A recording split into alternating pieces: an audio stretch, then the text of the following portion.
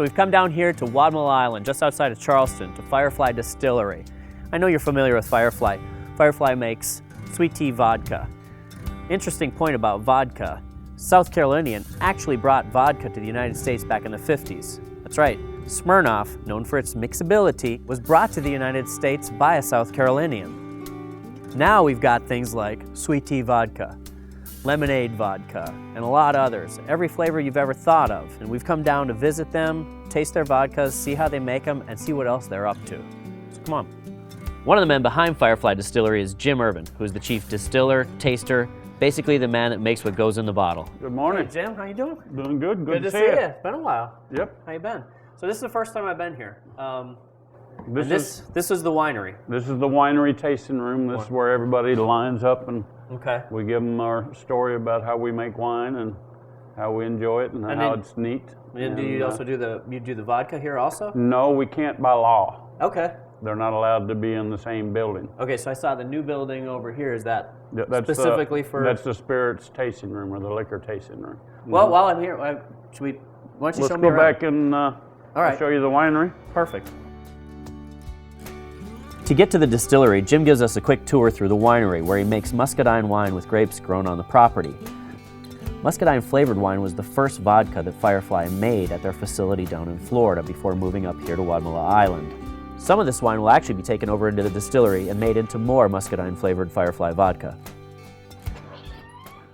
Now we're entering liquor manufacturing. It's an entirely different bond. Okay. We can't mix the two. All right. And So that's the magic door that separates. Magic door and wall. Okay. And right here are two stills. We've made these ourselves basically, and they're 300 gallons apiece, and they're a black metal pot with an inch and a half between it and a stainless steel pot inside that pot. Okay. And we circulate 200-degree water around, and that lets the alcohol boil but not the water.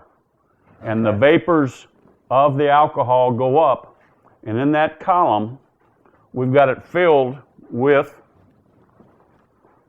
copper mesh. Feel how soft and smooth that is. Wow. It's not what you would expect. You can wear that. So so this you've just got bundled up Bundled up in those columns. in the column. And then after each time, this is what happens to that copper. So it turns this color why? What's Well, this is all the impurities that are in the vodka. so the copper attracts all the impurities Yes. and pulls it out Pulls as it it goes out. through. And we do this 6 times. And our vodka is extremely smooth and no taste at all. So this is the one that put you guys really on the map. Yes. I mean, you started with the muscadine, but blew our minds. We well- thought we'd sell 10,000 cases maybe in a year. Yeah. We sold a good bit over that. I remember when it first came out. I mean, we got it at Gervais and Vine, and we blew through a case in a single week. It's in all 50 states. We're in the Virgin Islands, both you're getting- British and American. We're in a couple provinces in Canada. And you're we're getting copied. Oh, yeah, we got 14 copycats now, Yeah. and they're ever growing. Yeah. 14 copycats in just a couple of years. So how does a small batch distillery like Firefly stay ahead of the competition? All right, so I noticed you've got barrels here, but I know you probably don't age vodka in barrels. So what else No, are you don't making? need to age vodka at all. Once we got into making the vodka, we decided that there were other things here on these islands we could use. And there's 1, 2, 3, 4 people that grow sugarcane on Wadmalaw and John's Island. And we get them to squeeze their sugarcane, make their molasses, and then we get the molasses, dilute it to the right bricks we want, and then we make beer out of it. Really? And then you take that cane beer and distill it, and that's how you make rum. Something that strikes me throughout Jim's tour is just how much of their little distillery is hand-built, just as the vodkas are handmade in small batches. It's this kind of charming, hard-working, down-to-earth, southern, get-her-done attitude that makes it no wonder they're the #1 selling sweet tea vodka in the world.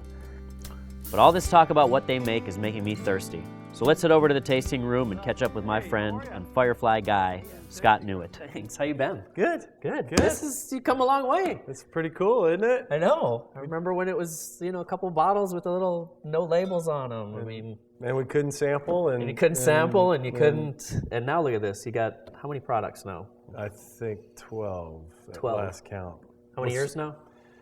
05. 05? Our original muscadine wine flavored vodka. That's what we thought might set the world on fire, because it's nothing really more southern than muscadine except for sweet tea. Sweet tea, which, yeah, like I told Jim earlier. I mean, when I walked into the little liquor store in my hometown in northern Minnesota and saw sweet tea vodka on, I was like, they've arrived. Yeah, you can make it to my hometown in the middle of nowhere in the northern tundra. Yeah, you've made it. Yeah. So now since then you've got.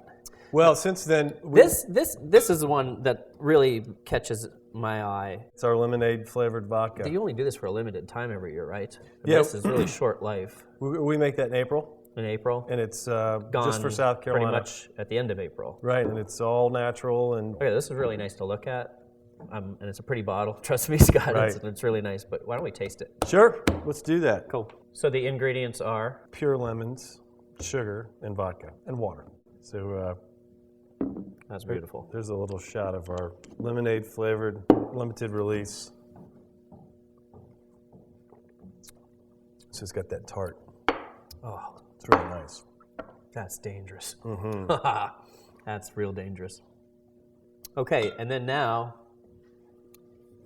you had me at hello, now you've got me at sweet tea bourbon. Yeah, this is really unique. I mean, I love everything we make, but when you smell this, you smell bourbon, and when you taste it, you taste sweet tea.